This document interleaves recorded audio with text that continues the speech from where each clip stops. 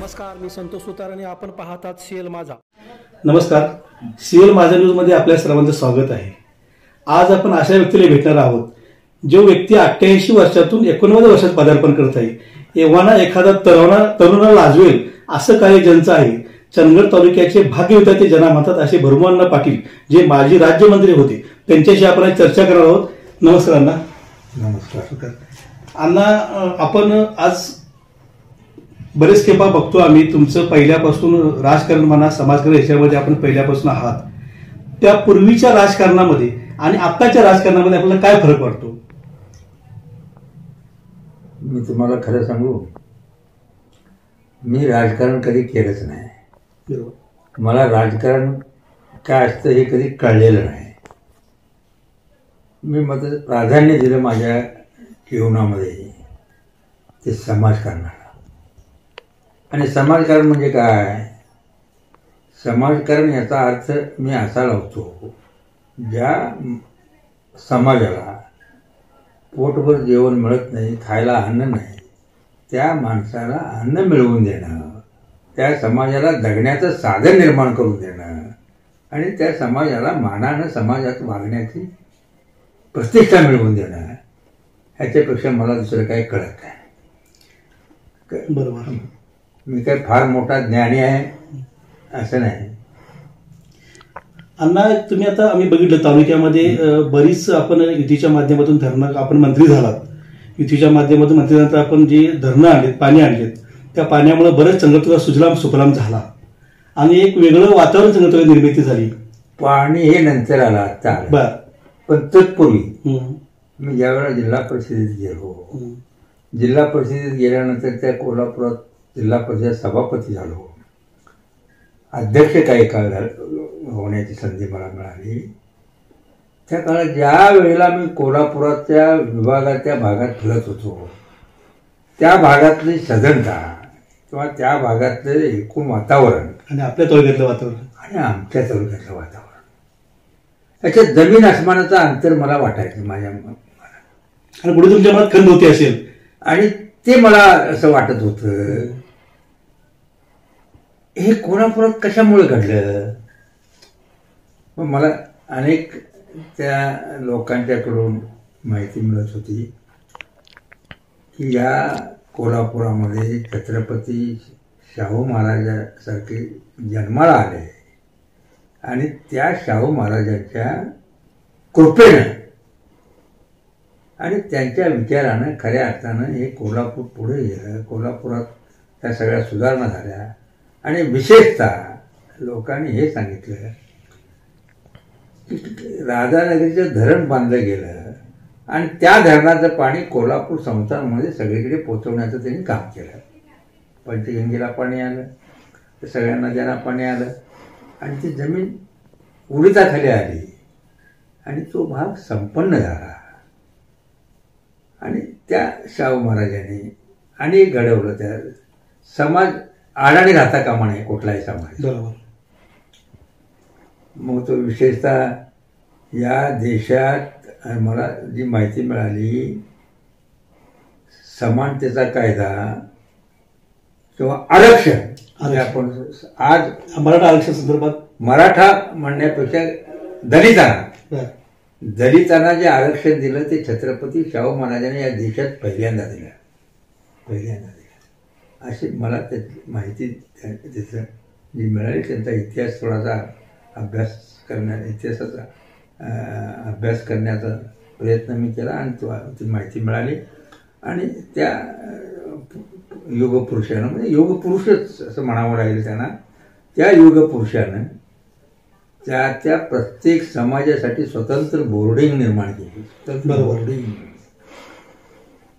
दलित समाजाचं बोर्डिंग, जैन समाजाचं बोर्डिंग, ब्राह्मण समाजाचं बोर्डिंग, त्या मुलांनी त्या बोर्डिंगमध्ये शिकावं आणि सुशिक्षित व्हावं आणि या आपल्या विभागाची, आपल्या देशाची प्रगती व्हावी अशी भूमिका त्यांनी खऱ्या अर्थानं राबवली, अशी मला त्यांचा इतिहास वाचल्यानंतर कळलं. आणि ते आमच्या मग भागात का होऊ नये, आपण ते का करू नये किंवा का आपण करण्यासाठी का प्रयत्न करू नये, ही भूमिका खऱ्या अर्थानं पहिल्यांदा ती मनात आली. आणि मी काही पहिल्यांदा खऱ्या अर्थानं राजकारण मला कळतच नसल्यामुळं मी राजकारणी नाही आहे, हे तुम्ही लक्षात घ्या. आणि त्याप्रमाणे हा समाज सुखी आणि संपन्न व्हावा. जातीभेद कधी मांडला नाही आमच्या घराण्यानं कधी जातीभेद मांडलेला नव्हता. ही ते पहिलं महत्त्वाचं आपण समजून घ्यावं लागेल. कारण आमच्या घरात ते हरिजन गिरिजन राजरोसपणानं वावरायचे, काम करायचे, राजरोसपणानं आपल्या म्हणजे जातीभेद कधीच मानत नव्हते आमच्या घराण्यापुरतं. बाकीच्या ठिकाणी काय मला माहिती नाही. तर ते अशा या गोष्टीतून मग कोल्हापूरला गेल्यानंतर हे सगळं जेवढा मग सोसायटीचा चेअरमन लोकांनी मला शेतातून आणलं, बोलून आणलं, सोसायटीचा सभासद केले, त्याच दिवशी चेअरमन केले, त्या दिवशी पंच कमिटी केली, त्याच दिवशी चेअरमन झालो. आणि ही बंद पडलेली संस्था 100% वसुली करून नावारूपाला आणली. म्हणजे असं हळूहळू त्यानंतर मग तालुका संघ स्थापन झाला. तालुका संघात संचालक झालो. तिथला माल त्यावेळेस तालुका संघ ज्यावेळेस झाला त्यावेळेस तालुका संघावर सगळ्या व्यापाऱ्यांनी बहिष्कार टाकला होता. कोण शेतकरी माल अडत्याकरता माल त्या तालुका संघात खरेदी विक्री करायला नेत नव्हते. बेळगावात दुकान काढलं होतं, नेत नव्हते. मग काही गावाने निर्णय घेतला. त्यात आमचं एक गाव होतं तुर्केवाडी, दुमडेवाडी, तावरेवाडी आणि तुडिये, हादगोळी अशी काही गावं होती, सुरुते अशी काही गावं होती. ह्या गावाने निर्णय घेतला हा आपला माल उत्पादित झालेला माल त्या तालुका संघाकडे न्यायला. त्यापैकी एक आमचं गाव त्या तालुका संघाकडे, मग त्या तालुका संघाचा सुद्धा संचालक झालो. अशा अनेक संस्थांमध्ये काम करण्याची संधी मला बऱ्या वाईट प्रमाणात मिळाली. आणि हळूहळू लोकांच्यात मग जिल्हा परिषदेला उभं राहिलो. पहिल्यांदा पराभूत झालो. ग्रामपंचायत सरपंच झालो. सरपंचकी सोडून दिली. म्हणजे नंतर मग एकदा सरपंच झाल्यानंतर पुन्हा सरपंच नाही व्हायचे, लोकांना संधी द्यायची हे कल्पना करून मग परत सरपंच झालो.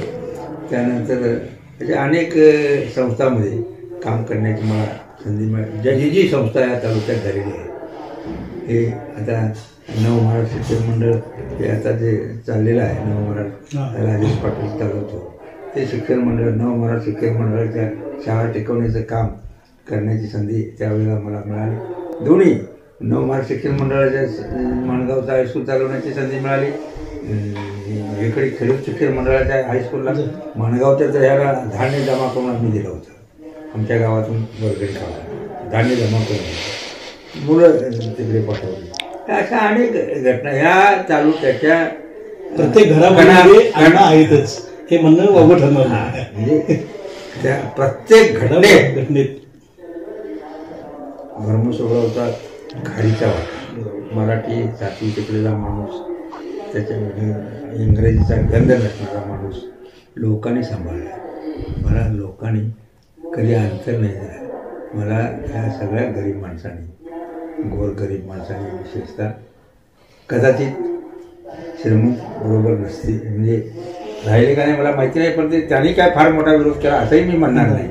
पण त्या अधिक जे सांभाळलं ह्या तालुक्यात सर्वसामान्य माणसाने सांभाळलं असं माझं मत. ज्यावेळेला मी राजकारणात फारकत झाली आमचे नेते त्यावेळेचे विखे चव्हाण पाटील, त्याच्यातने आमचा दुरावा तयार झाला आणि ते आपल्या भाषेला मिळाले. लोकांनी मला सांभाळलं. मी स्वतःहून त्यांना विरोध नाही केला, ते माझ्या विरोधात गेले. मामा भाच्याच्या लढाईत मी मामाच्या बरोबर राहिलो. मामा भाच्याची लढाई होत असताना ज्यावेळेला माझं अर्ज चुकून राहिला, असेंब्लीला एकदा चुकून राहिला, त्याबरोबर मामा भाची एकत्र आले. मी कधी भ्यालो नाही, लोक भ्यालेच नाही. लोकांनी उचलून धरलं मला. मग यश नाही आलं, पण ते लोकांनी मला नाही सोडलं. त्यानंतर पंचायत समिती, जिल्हा परिषद ती सुद्धा मला यशस्वी केलं. ते सगळे एकत्र असताना, लोकांच्या सहकार्यातून सुरुवात होती. सगळे एकत्र असताना त्या गरीब माणसाने स्वतःचा बदलता पैसा खर्च करून, माझ्याकडे ना पै ना पैसा, आज इथे अवस्था आहे, ना पै ना पैसा, आज इथे अवस्था आहे. हे तुमच्या माहितीसाठी सांगतो. पण त्या गरीब माणसाने मला नाही सोडलं, अंतराळी नाही सोडलं.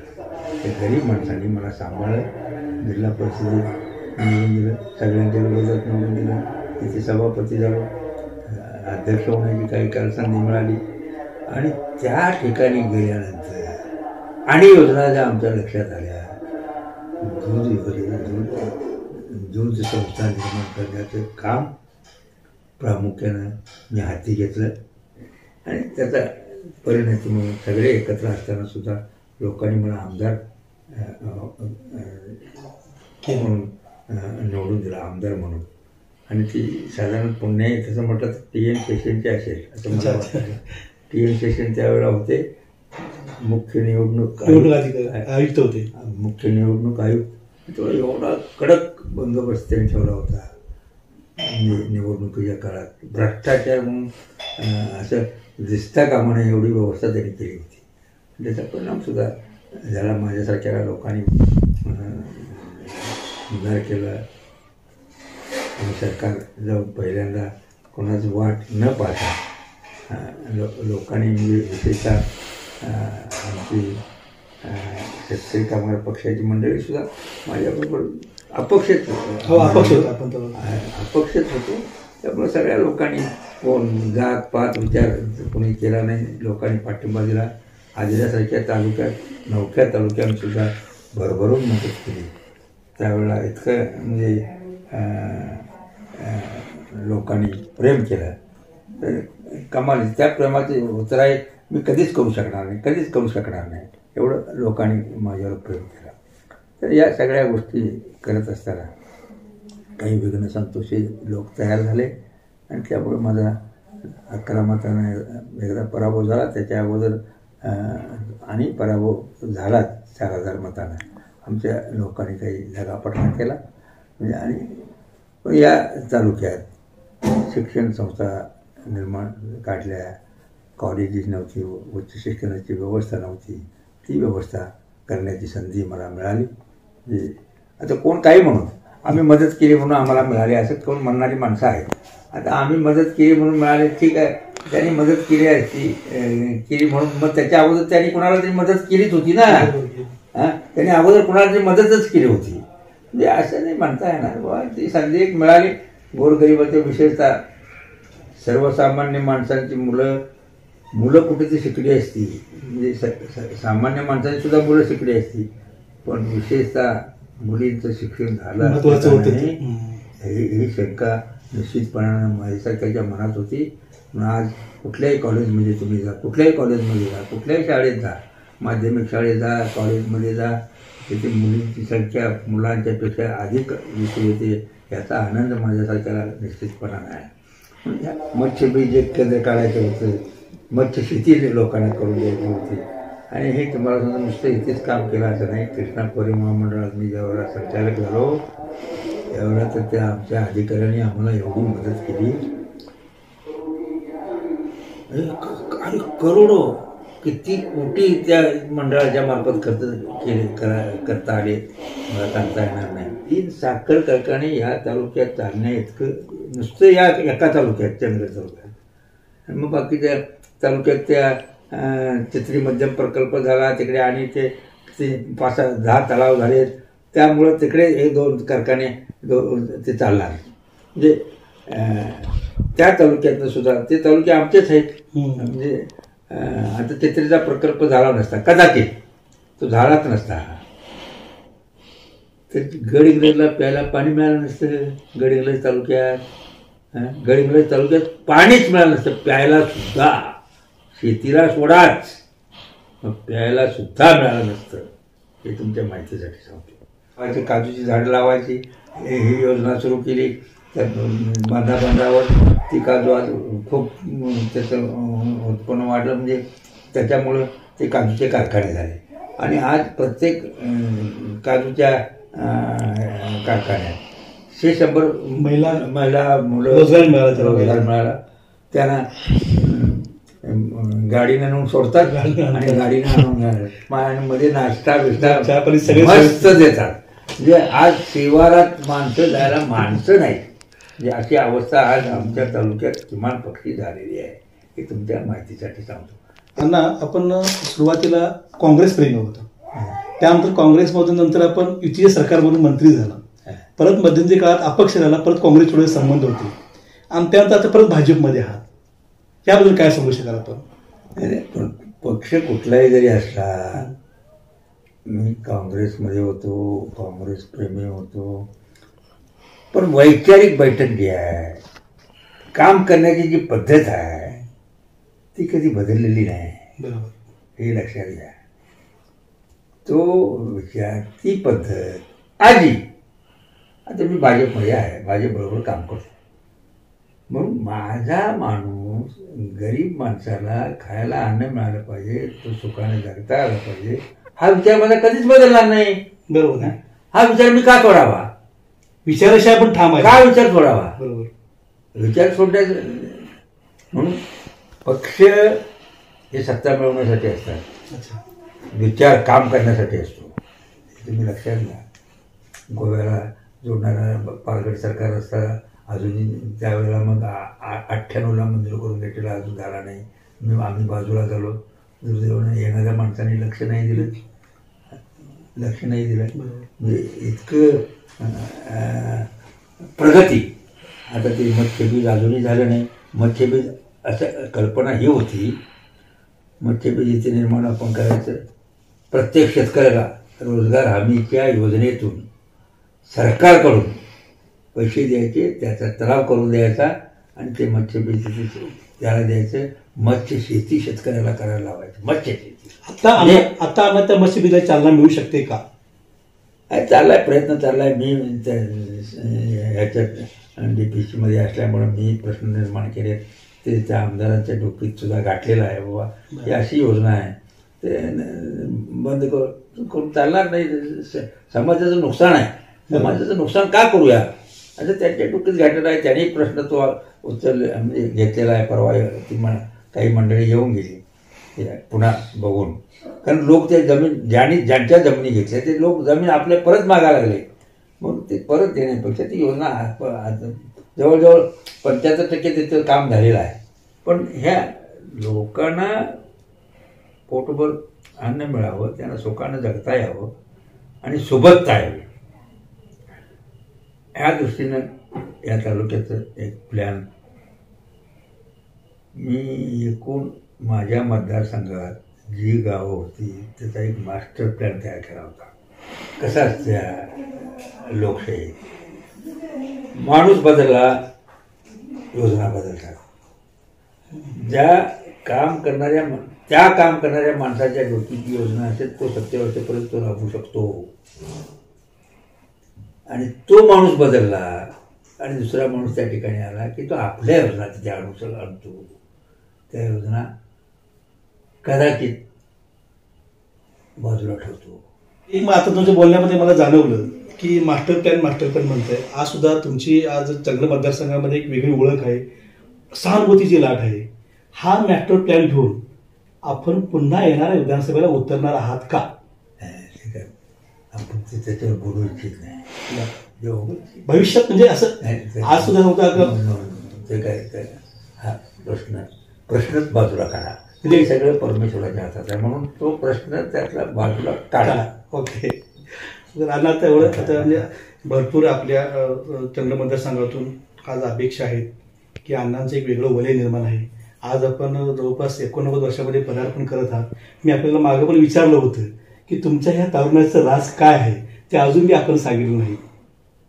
तर ते जनतेला थोडंसं ऐकावंसं वाटतं. चंद्र विधानसभा मतदारसंघामध्ये थोडंसं ऐकावंसं वाटतंय की अण्णा आज सुद्धा एखाद्या तरुणाला लाजवेल असं कार्य अण्णांचं असं सगळे पहाटे उठणे, दिवसभर मतदारसंघात फिरणे, आज मुंबई सगळ्या ठिकाणी जाणे, ह्या सगळ्या गोष्टी आपण करतात. त्याच्या मागचं काय ह्या रहस्य?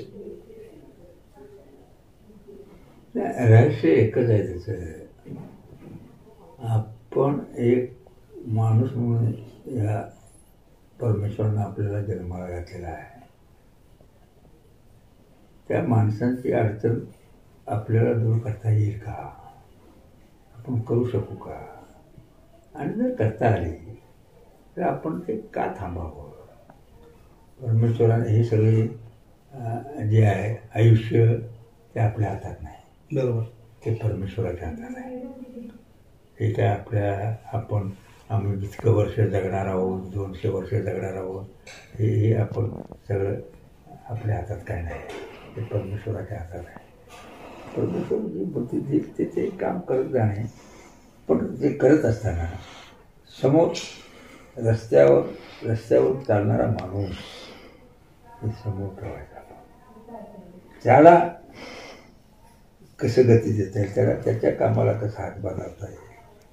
अरे मी तुम्हाला सांगतो, माझ्या थोडंसं क्रॅक माइंडेड म्हणा पाहिजे मला. पण सर्वसामान्य माणसाला या समाजात मान मिळाला पाहिजे, मानाने जगता आला पाहिजे, ही भूमिका घेऊन काम केलं. माझ्या जीवनामध्ये मी 30 वर्ष अपक्ष संघटना चालू केली. किती? 30 वर्ष. 30. आणि सगळे पक्ष एका बाजूला, बरोबर, आणि मी एकटा एका बाजूला, आणि माझा समाज माझ्याबरोबर 30 वर्ष. आणि या 30 वर्षाच्या कारकिर्दीत मी जे पदाधिकारी बनवले ते सर्वसामान्य माणसाचे बनवले. अण्णा, आपण हे सगळं बाहेर आज तागेत राजकारण करता, राजकारण म्हणण्यापेक्षा आपण समाजकारण करता, तर हे समाजकारण करत असताना आपल्या घरच्या म्हणणं आपल्या कितपत साथ दिली? नाही, घरच्या माणसाने मनापासून साथ दिली. ते काय त्याने जरी काय असलं तरी सुद्धा कोणी फार मोठा विरोधाभास असं निर्माण नाही केला. ती सुद्धा या आनंदात सहभागी झाली. सगळी मंडळी जे त्यांचं सुधारून घरच्या सगळ्या माणसाचं रूप खूप मोठा आहे, हे तुम्हाला सांगतो. अनेक घटना आहेत. खरोखरच अण्णा, आज आम्ही बघत आहोत आपण तरुणांना जसं काम करत आहात, आणि आज आपण उद्या 88-19 पदार्पण करत आहात. आमच्या सील माझा न्यूजतर्फे आपल्याला वाढदिवसाच्या हार्दिक हार्दिक शुभेच्छा, आणि असंच आम्हाला आपलं दीर्घायुष्य लावू ही सदिच्छा व्यक्त करतो आणि थांबतो. नमस्कार. अरे बाबा, काय परमेश्वराच्या हातात आहे.